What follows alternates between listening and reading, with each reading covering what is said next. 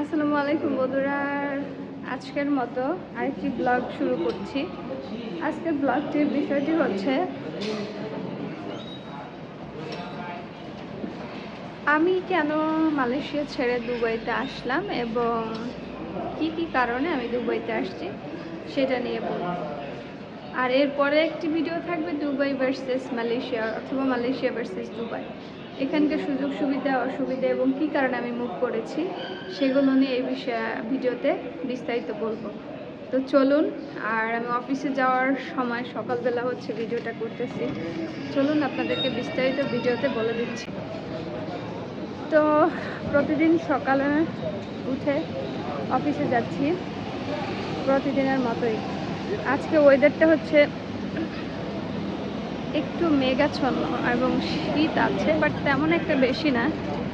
তো শীতের মধ্যে হচ্ছে তারপরেও অফিসে যেতেই হবে।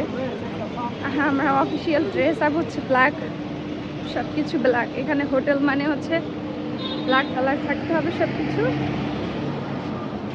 আর অফিসে মর্নিং টাইমে এবং ইভিনিং টাইমে হচ্ছে সময় পেয়ে ভিডিও বানিয়ে থাকি। তো চলুন বলি আমি মালয়েশিয়া ছেড়ে কেন দুবাইতে আসলাম। আমি হচ্ছে 2023 সালে হচ্ছে মালয়েশিয়াতে যাই অ্যাজ এ ইন্টারন্যাশনাল স্টুডেন্ট হিসেবে। এর আগে হচ্ছে বাংলাদেশে আমি যেটা জব করতাম, বাংলাদেশে হচ্ছে আমি উর্মি গ্রুপ, স্কোয়ার গ্রুপ, তারপরে প্লেয়ন গ্রুপে জব করেছি অ্যাজ এ HR এক্সিকিউটিভ হিসেবে। সো ওখানকার অ্যাজ এ HR এক্সিকিউটিভ আমার HR-এ হচ্ছে এক্সপিরিয়েন্স ছিল, HR admin, compliance, welfare also. তো সেখানকার হচ্ছে এক্সপিরিয়েন্সের সাথে মিল রেখে আমি বাংলাদেশ থেকেও হচ্ছে MBA করা ছিল আমার, আর এটা ছিল আমার দ্বিতীয় MBA মালয়েশিয়াতে। ওখানে আমি পার্শিয়াল স্কলারশিপ পেয়ে চলে যাই। আর বেসিক্যালি আমার টার্গেট থাকে হচ্ছে যে আমার বাচ্চাকে দেশের বাইরে পড়াশোনা করানোর। তো এখন দেশের বাইরে গেলে তো কয়েকটা মাধ্যম আছে, যেমন তখন আমি একমাত্র মাস্টার্সে ভর্তি হলে আমার হাজব্যান্ড এবং আমার বাচ্চা ওরা হচ্ছে ডিপেন্ডেন্ট ভিসা পায়। তো ওরা ডিপেন্ডেন্ট ভিসা আমার সাথেই যায়, বাট আপনার ভাইয়া সবসময় থাকতো না বাংলাদেশে। সে যেহেতু ভালো জব করে আসা যাওয়ার মাধ্যমে থাকে। তা আমি আর আমার মেয়ে ছিলাম, লেখাপড়া করতাম। কিন্তু মালয়েশিয়াতে যেটা হচ্ছে ভালো অফিসিয়াল জব নেই। যেমন আমি মালয়েশিয়াতে MBA করেছি, অফিসিয়াল জবগুলো ওখানে পাওয়া যায় না। আমি ওখানে ইনডিড, লিঙ্কডইন, তারপর ওদের যে জব সাইটগুলো আছে ওখানে এতটা অ্যাপ্লাই করতাম, কখনো একটা কর্পোরেট বা অফিসিয়াল জব থেকে কল পেতাম না। যেটা পেতাম সেটা হচ্ছে ইন্টারনাল কিছু মিনিমাম জব করা যেত। তারপর মালয়েশিয়াতে জবের এতটাই ক্রাইসিস, আর মালয়েশিয়াতে হচ্ছে যে আপনার এতটা লোক ঢুকায়, কলিংয়ে এতটা লোক ঢুকায়, আপনার কলিংয়ের লোকগুলো গিয়েই বসে থাকে, কাজ থাকে না। তো সেখানে আমরা যারা ইউনিভার্সিটি স্টুডেন্ট সেখানে ভালো পার্ট টাইম যে কাজ করব সেগুলো পাওয়া যায় না। হ্যাঁ, আমি কিছুদিন কাজ করেছি ম্যাজিস্ট্রি, মেরিয়ট। এই ম্যাজিস্ট্রিতে আমি করিনি, সরি, JW ম্যারিয়টে করেছি। এখন অনেক জব পাওয়া যায়, স্টুডেন্টরা ওখানে গিয়ে বারে, রেস্টুরেন্টে এই সমস্ত জবগুলো করে। ওগুলোতে হচ্ছে যে জবগুলো আবার হিজাবে অ্যালাউ করে না, আমি সেই জবগুলো করিনি। তো যাই হোক, একটা কিছু করতাম, পড়াশোনা শেষ করে বাংলাদেশে ব্যাক করি। এবং তবে মালয়েশিয়াতে আমি চাইনিজদের সাথে কাজ করতাম। ওদের এত ইয়াং লেডিরা এত পরিশ্রম করে, এত বিজনেস করে, এবং মালয়েশিয়ান ছোট ছোট মেয়েরা বিজনেস করে।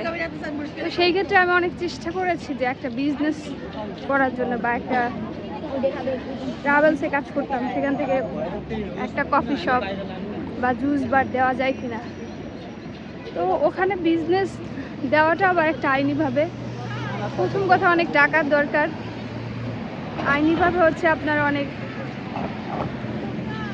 পেপারসপত্র করতে সময় লাগে, এবং ওখানকার লোকাল পার্টনার ধরে বিজনেস সময় লাগে।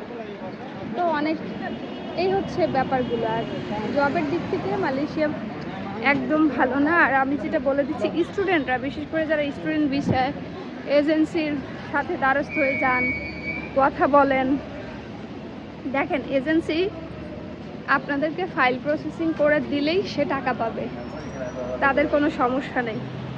আপনার কাছ থেকে কিছু একটা অংশ পাচ্ছে, ইউনিভার্সিটির কাছ থেকে কিছু একটা অংশ পাচ্ছে। তারা আপনাকে বলবে যে ওখানে গিয়ে মানুষ চলতেছে না। হ্যাঁ, অনেকে যারা আগে থেকে সেট আপ হয়েছেন তারা গিয়ে চলতে ফিরতে পারতেছেন, এবং হচ্ছে আপনার তারা তাদের খরচগুলো উঠাতে পারছেন।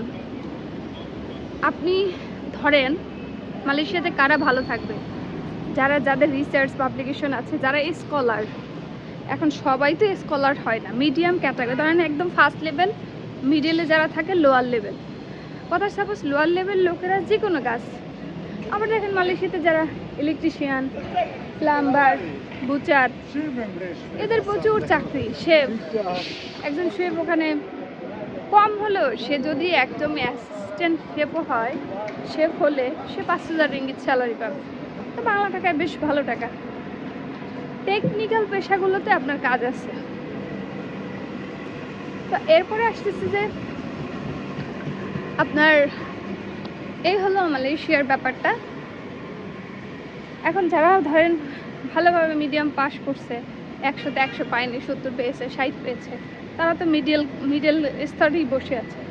তারা কি স্বাভাবিক একটু অফিসিয়াল জবগুলো খুঁজবে? এই জবগুলো ওখানে পাওয়া যায় না। আর ওদের লোকাল লোকেরাই প্রচুর জব করে। আপনি যদি এক্সকিউজ মি, সরি, আপনি হচ্ছে যদি ওখানে আপনার লেখাপড়া শেষ করে বা পাশাপাশি পার্ট টাইম ম্যাকডোনাল্ডস, KFC-তে কাজ করতে চান, সেটাও কিন্তু পারবেন না, কারণ এইখানে হচ্ছে ওদের লোকাল লোক নেয়। অ্যাজ এ ফরেনার নিলেও আপনাকে থার্ড পার্টি কন্ট্যাক্টের মাধ্যমে যেতে হবে। এখানে প্রচুর নয়েজ। তা আপনাদেরকে, স্টুডেন্টদেরকে এজেন্সি যে কথাটা বলবে না, সেটা হচ্ছে যে মালয়েশিয়ার আইন অনুযায়ী একজন স্টুডেন্ট কাজ করতে পারে না। তো যারা ডিপেন্ডেন্ট নিয়ে যায় তারা কিন্তু, অর্থাৎ হাজব্যান্ড ওয়াইফ, তারাও কিন্তু করতে পারে না। তারপর অনেকে লুকিয়ে লুকিয়ে কাজ করে।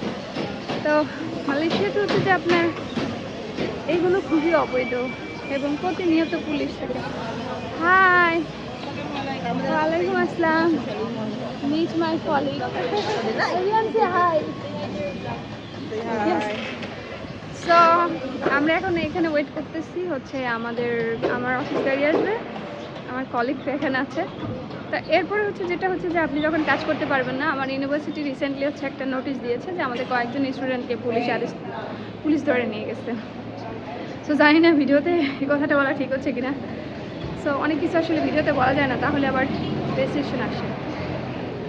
তো সব কিছু মিলিয়ে আমি স্টাডি শেষ করে বাংলাদেশে চলে যাই। এখন একটু কথাটা দূরত্ব বলবো।